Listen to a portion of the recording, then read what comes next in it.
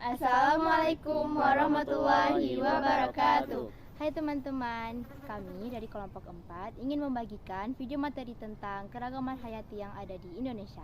Sebelum masuk ke materi, izinkan saya sebagai ketua kelompok ingin memperkenalkan anggota-anggota kami terlebih dahulu.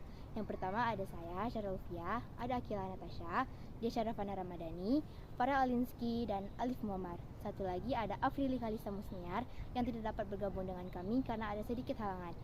Yuk kita langsung bahas materi keragaman hayati yang ada di Indonesia. Tonton sampai habis ya.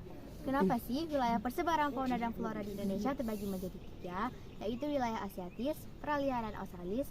Alasannya karena wilayah di Indonesia dibatasi oleh garis Wallace dan Weber, sehingga membuat 3 jenis tipe fauna di Indonesia, yaitu Indonesia bagian barat memiliki tipe Asiatis, Indonesia bagian timur faunanya bertipe Australis, bagian tengah merupakan peralihan antara tipe Asiatis dan Australis. Ya, kami akan menyebutkan flora dan fauna yang ada di wilayah peralihan beserta ciri-cirinya.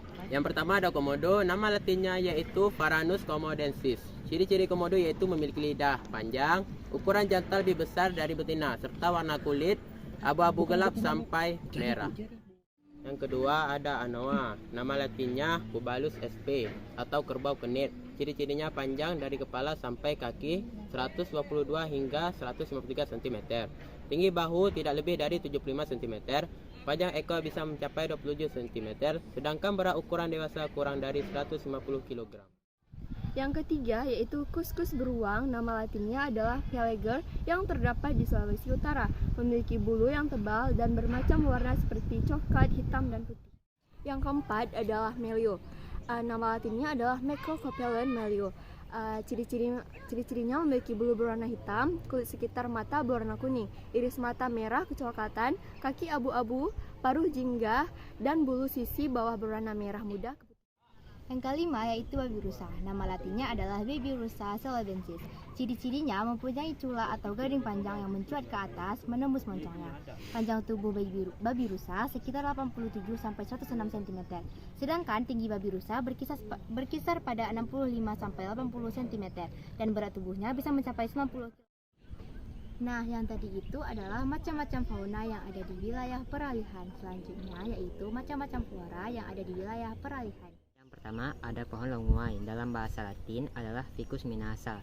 Pohon longuai memiliki ciri-ciri yaitu berukuran sedang dengan tinggi sekitar 15 cm. Yang kedua adalah pohon gosava. Dalam bahasa Latin Vitex cophasus Ren. Ciri-ciri pohon gosava yaitu batangnya biasanya tanpa banir dan diameternya dapat mencapai 130 cm. Beralur dalam dan jelas. Kayunya padat dan berwarna. Yang ketiga yaitu bunga anggrek serat, dalam bahasa latinnya adalah Dendrobium utile, serta memiliki ciri-ciri yaitu umbi semua yang kecil, agak pipih dan lebih keras dari umbi semua pada anggrek yang lain. Yang keempat, pohon eboni dalam bahasa Latin adalah Diospyros celebica. Pohon eboni memiliki ciri-ciri yaitu tinggi hingga 40 meter dengan diameter batang kayu mencapai. Yang kelima pohon Eucalyptus urophylla elmerilla. Dalam bahasa Latin adalah ampupu. Ciri-cirinya yaitu ketinggian pohon ini dapat mencapai 40 meter dan rata-rata percabangan bebasnya 25 meter. Yang keenam, pohon cengkeh. Dalam bahasa Latin adalah Syzygium aromaticum. Ciri-cirinya yaitu batang pohon besar dan berkayu keras. Daun cengkeh memiliki warna hijau dengan bentuk bulat telur memanjang. Bagian pangkalnya menyudut dengan lebar sekitar 2-3 cm. Nah, persebaran flora dan fauna di wilayah peralihan ada faktor-faktornya loh. Ada 4 faktor yang menyebabkan persebaran flora dan fauna di wilayah peralihan. Yang pertama yaitu faktor iklim. Faktor iklim adalah faktor-faktor yang berhubungan dengan cuaca dan iklim di suatu wilayah yang mempengaruhi adanya flora dan fauna yang ada di wilayah tersebut. Unsur-unsur yang mempengaruhi faktor iklim antara lain suhu udara, kelembapan udara, sinar matahari, hujan, dan angin. Yang kedua, faktor edafik. Faktor edafik adalah faktor-faktor yang berkaitan dengan keadaan tanah pada suatu wilayah yang mempengaruhi adanya flora dan fauna di wilayah tersebut. Unsur-unsur tersebut dapat berupa pH tanah, tekstur tanah, struktur tanah, jenis tanah, kandungan air, dan kandungan udara yang ada di dalam tanah. Yang ketiga, faktor fisiografis. Faktor fisiografis adalah faktor yang berkaitan dengan kondisi fisik suatu wilayah. Ada 2 unsur yang mempengaruhi faktor ini, yaitu ketinggian tempat dan bentuk lahan. Maka dari itu, flora dan fauna yang ada di wilayah pegunungan akan berbeda dengan flora dan fauna di wilayah pesisir. Yang keempat, faktor makhluk hidup atau biotik. Faktor biotik abiotik yang berkaitan dengan makhluk hidup sebagai media penyebaran, baik itu manusia, hewan, maupun tumbuhan. Itu dia pembahasan mengenai materi tentang keragaman hayati yang ada di Indonesia. Sekian penjelasan dari kami. Wabillahi taufiq wal hidayah. Wassalamualaikum warahmatullahi wabarakatuh. Assalamualaikum warahmatullahi wabarakatuh. Halo teman-teman. Warahmatullahi wabarakatuh. Halo teman-teman, kami dari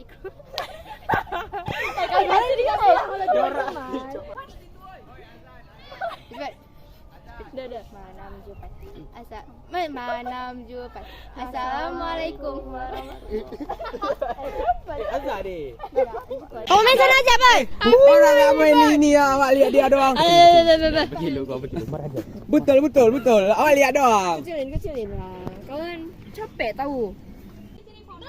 Selanjutnya kami akan Yang ketiga yaitu kukus beruang, nama latinnya adalah Phaleger. Itu dia pembahasan mengenai materi tentang keragaman